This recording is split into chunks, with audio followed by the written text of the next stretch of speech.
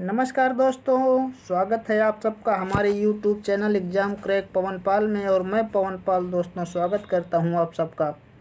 तो कैसे हैं आप लोग दोस्तों? उम्मीद करता हूं बहुत अच्छे होंगे। दोस्तों, जैसा कि आप लोग जानते हैं, इस चैनल पर आप लोगों की तैयारी ज़बरदस्त तरीके से कराई जा रही है और जीके जीएस, मैथ और रीजनिंग की भी क्लास आ रही है। और मैथ की दोस्तों ये एक और क्लास आप लोगों के लिए लेकर आया हूँ, जो दोस्तों एग्ज़ाम ओरिएंटेड क्वेश्चन हैं। बार बार एग्ज़ाम में जो क्वेश्चंस पूछे जाते हैं, मैं उन्हीं क्वेश्चंस को आप लोगों के लिए लेकर आता हूँ, ताकि एग्ज़ाम के क्वेश्चन के स्वरूपों का आप लोगों को अच्छी तरह से पता चल सके और आप लोगों की तैयारी बेहतर हो सके। ठीक है दोस्तों, इससे पहले जीके जीएस की जो क्लास अपलोड हो चुकी हैं, उनका प्लेलिस्ट के लिंक मैं आपको डिस्क्रिप्शन में दे दूंगा। वहां से आप जा कर के हमारी सारी जीके जीएस की क्लास देख सकते हैं। और मैथ की भी क्लास की सारी प्लेलिस्ट के लिंक हम आपको दे देंगे डिस्क्रिप्शन में। वहां से आप मैथ की भी क्लास की सारी वीडियो देख सकते हैं। ठीक है दोस्तों, तो चलते हैं अपने आज के वीडियो पर। दोस्तों, आज का आपका पहला प्रश्न कह रहा है कि 20 और 28 का HCF और LCM ज्ञात कीजिए। ठीक है, क्या कह रहा है? 20 और 28 का HCF और LCM ज्ञात करना है हमें। अब HCF ज्ञात करने के लिए सबसे आसान तरीका, ठीक है, गो थ्रू ऑप्शन चलिए। और यही सबसे आसान तरीका होता है HCF को ज्ञात करने का। ठीक है दोस्तों, चलिए, इसमें सबसे बड़ा जो हो, जिस ऑप्शन में सबसे बड़ी संख्या दी गई हो, वो ऑप्शन को पहले हम देखेंगे कि दी गई दोनों संख्या, जैसे 20 और 28 दिया गया है, ठीक है, यहाँ पे 20 और 28 दिया गया, ठीक है। तो देखेंगे ये जो है पहले ऑप्शन से कट रहे हैं कि नहीं। तो 20 को हम 20 से काटेंगे, 20 एक कम 20, लेकिन 28 नहीं कट रहा है, इसलिए पहला ऑप्शन आपका गलत हो गया। ठीक है, सबसे बड़ी संख्या जिस ऑप्शन में दी गई हो, पहले उसी ऑप्शन को HCF ज्ञात करने के लिए काटते हैं। चलिए, आगे आता है 5। ठीक है, तो 5 को हम 20 से डिवाइड करेंगे, तब 5 चौक 20, पहला तो कट गया, लेकिन दूसरा कटेगा नहीं? कटेगा, ठीक है, पूरी तरह से नहीं जाएगा, तो ये भी नहीं होगा। ठीक है, पहला नहीं हुआ, दूसरा नहीं हुआ, तीसरा देखिए 10 दूना 20, कट तो रहा है, ठीक है, 10 दूना 20, लेकिन 28 नहीं कटेगा 10 से। ठीक है, तो जहाँ 3 ऑप्शन दोस्तों आपके गलत हो जाते हैं, वहाँ चौथा ऑप्शन आपका सही हो जाता है। ठीक है, कैसे? चलिए देखते हैं।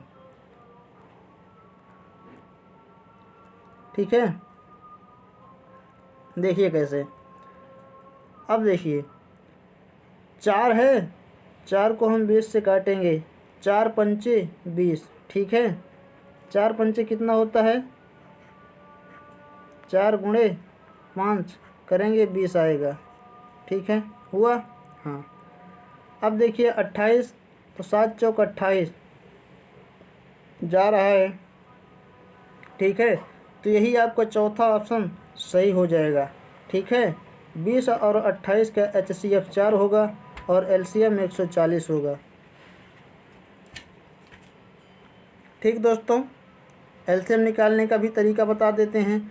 वह छोटी से छोटी संख्या जिससे दी गई समस्त संख्याएं डिवाइड हो जाएं, ठीक है, पूरी तरीके से। तो देखिए 20 को, तो 20 140 से कटेगा, तो 20 हाँ कटेगा, कितनी बार? 7 बार जाएगा। ठीक है, 28, तो 28 क्या कटेगा? देखिए हाँ कटेगा, कितनी बार? 5 बार में जाएगा। तो 4 और 140, यही इसका HCF और LCM हो गए। ठीक है दोस्तों, है ना आसान तरीका? चलिए दोस्तों, अगर आप हमारे इस वीडियो चैनल पर नए हैं, तो नीचे रेड कलर का सब्सक्राइब लिखा हुआ है, उस पर सब्सक्राइब करके बगल में बेल आइकन आएगा, उसको ऑल पर सेट कर लीजिए, ताकि हमारी सारी वीडियो का दोस्तों नोटिफिकेशन आप तक पहुंचता रहे। और एक बात दोस्तों, आप लोग कम से कम 5 लोगों को ये वीडियो शेयर करिए, ताकि उनको भी इसका फ़ायदा मिल सके, वो भी अपने लक्ष्य को हासिल कर सकें। ठीक है दोस्तों, चलिए अगले प्रश्न पर चलते हैं। काफ़ी बार रिपीटेड क्वेश्चन है और एग्ज़ाम में आया हुआ क्वेश्चन है, कि 17, 18, 28, 19, 16, 18, 17, 29 और 18। ठीक है, क्या क्या है?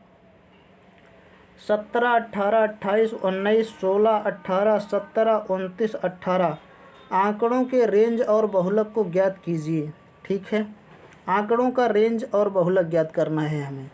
तो रेंज कैसे ज्ञात किया जाता है कि दी गई जितनी संख्याएं हैं, ठीक है, इतनी संख्याओं में, ठीक है दोस्तों, जितनी संख्याएं ये दी गई हैं इतनी संख्याओं में हमें सबसे बड़ी संख्या देखना है। ठीक है, सबसे बड़ी संख्या इसमें कौन सी है? देखिए, तो सबसे बड़ी संख्या 29 है। ठीक है, जब रेंज ज्ञात करना हो तो हमें सबसे बड़ी संख्या ढूंढनी पड़ेगी। ठीक है, सबसे बड़ी संख्या 29 है। जब 29 है तो 29 में से सबसे बड़ी संख्या से सबसे छोटी संख्या को हमें माइनस करना पड़ता है। ठीक है दोस्तों, तो सबसे छोटी संख्या देखिए कौन सी है इसमें? सबसे छोटी संख्या 16 है। ठीक है, सबसे छोटी संख्या क्या है? 16। ठीक है, तो 29 में से हम 16 माइनस कर देंगे। क्या करेंगे? 29 से 16 हमने माइनस कर दिया। ठीक है, आया कितना? देखिए, यहाँ बचेगा 3, यहाँ बचेगा 1, यानी कि 13। ठीक है, तो इसका रेंज कितना है? 13 है। अब ज़्यादा कुछ नहीं करना है। ठीक है, हमें ऑप्शन भी मिलाते चलना है कि किस ऑप्शन में 13 दिया गया है। पहले 12, 13, 12, 11 दूसरे ऑप्शन में दिया है।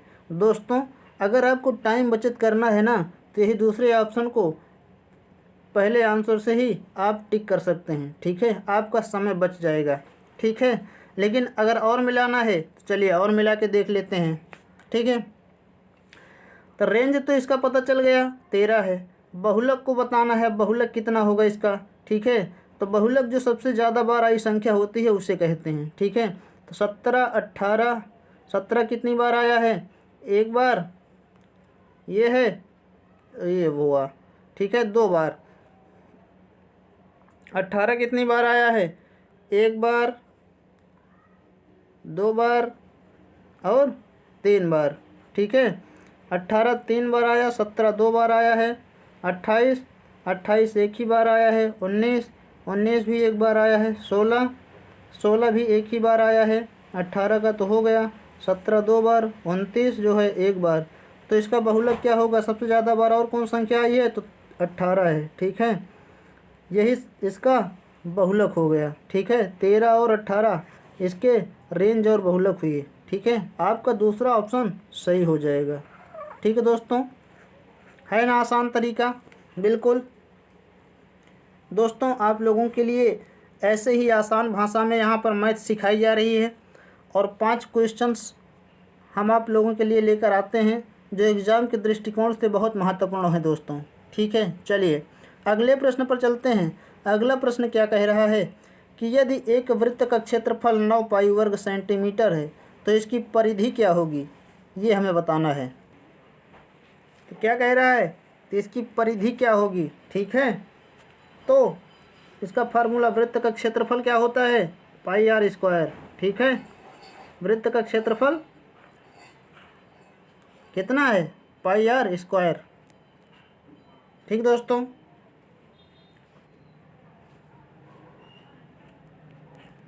पाई आर स्क्वायर। ठीक है,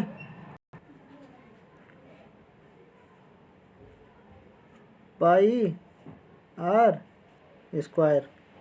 ठीक दोस्तों, बराबर कितना है? 9 पाई। ठीक है, अब देखिए, आर स्क्वायर बराबर 9 है ना, तो आर बराबर कितना होगा?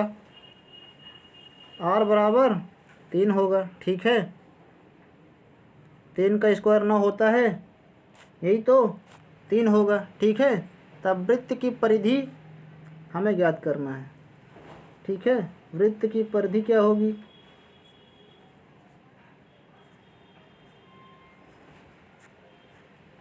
वृत्त की परिधि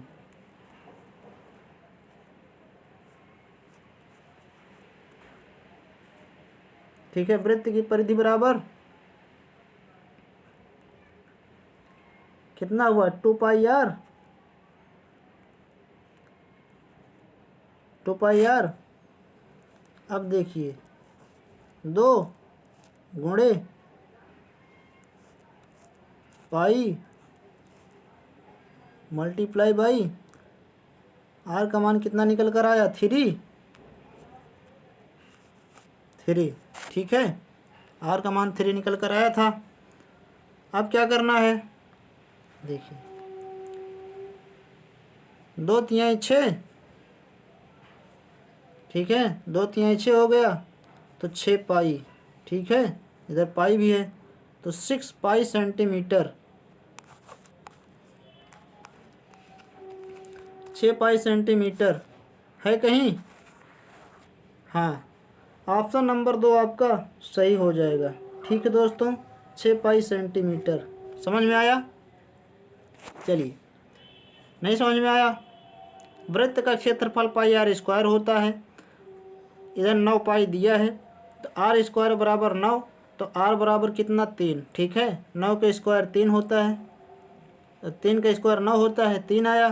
तो वृत्त की परिधि बराबर 2 पाई आर, यानी कि 2 गुणे पाई गुणे 3, तो 2×3 6 पाई, ठीक है, आपका आंसर हो गया ही। चलिए अगले प्रश्न पर चलते हैं। अगला प्रश्न आपका है दोस्तों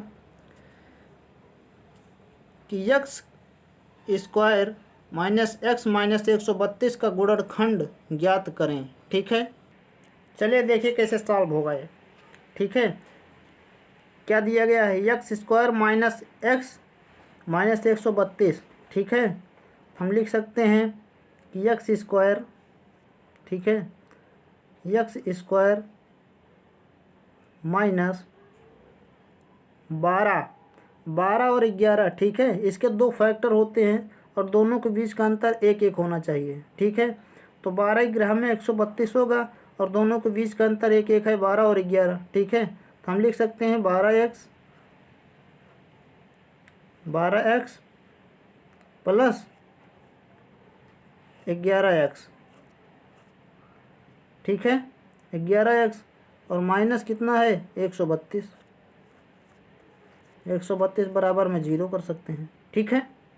चलिए अगला स्टेप देखिए, x² है, हम इसको इस तरीके से भी लिख सकते हैं, x in bracket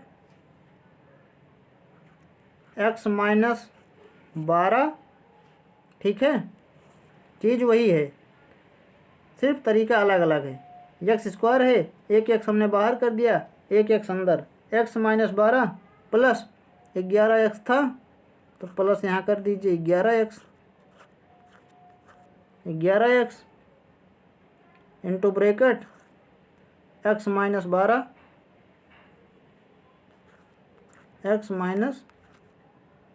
12 equal to 0, ठीक है।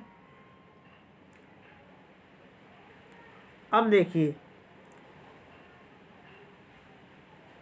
x माइनस 12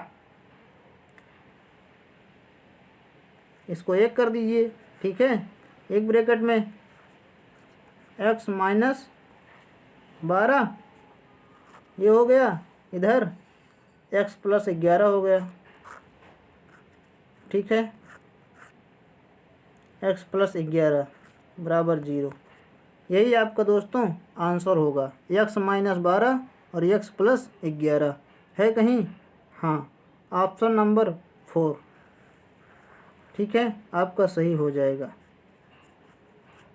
ठीक दोस्तों, यही आपका आंसर हो गया।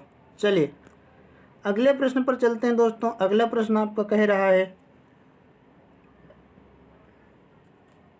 $1 बराबर 67.89 रुपये है, तो मुद्रा परिवर्तक 1.11 रुपये का मुनाफा जोड़ता है, तो $150 का मूल्य कितना होगा, यानी $150 का मूल्य कितना होगा, ठीक है।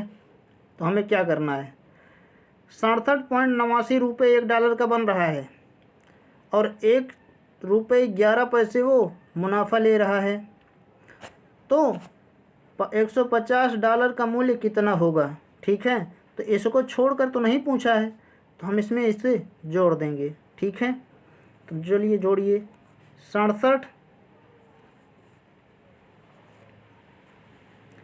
67.89। ठीक है, इसके बाद 1.11 को हम जोड़ देंगे। ठीक है, 9 10 शून्य हासिल हुआ 1, 8 1 9, 1 10 का शून्य हासिल आया 1, पॉइंट लग गया। 7 1 8 1 9 और 6 इधर आया, 69 रुपये। ठीक है, 69 रुपये हुआ। अब यही 69 से हम 150 को मल्टीप्लाई कर दीजिए, अब हो जाएगा आपका। ठीक है, 69 मल्टीप्लाइड बाई 150, यानी 150 मल्टीप्लाइड बाई 69। चलिए देखिए कितना होता है। 69 शून्यम कितना हुआ 0। ठीक है, 0 हुआ। 69 पंचे कितना हुआ 345, 345 का 5। ठीक है, हासिल कितना आया 34, यानी कि 34। ठीक है, अब 69 एक कम 69 और 34 कितना हुआ 103। ठीक है, कितना हुआ 103 03 कि 10,350 रुपये। ठीक है, तो 10,350 रुपये आंसर हो गया। यही है किसी में? हाँ, ऑप्शन नंबर 2 आपका सही हो जाएगा। कितना 10,350 रुपये। ठीक है दोस्तों, तो है ना आसान तरीका, बहुत आसान भाषा में आप लोगों के लिए समझाया गया। दोस्तों ये कोई नहीं कि सिर्फ साधारण गणित ही आप लोगों को समझाई जा रही है। आपको एडवांस गणित जैसे जैसे प्रश्न हमें मिलते हैं आप लोगों के लिए हम लेकर आते हैं। ठीक है, एकदम उसी भाषा में और बहुत ही आसान भाषा में सटीक तरीके से आप लोगों को समझाया जाता है।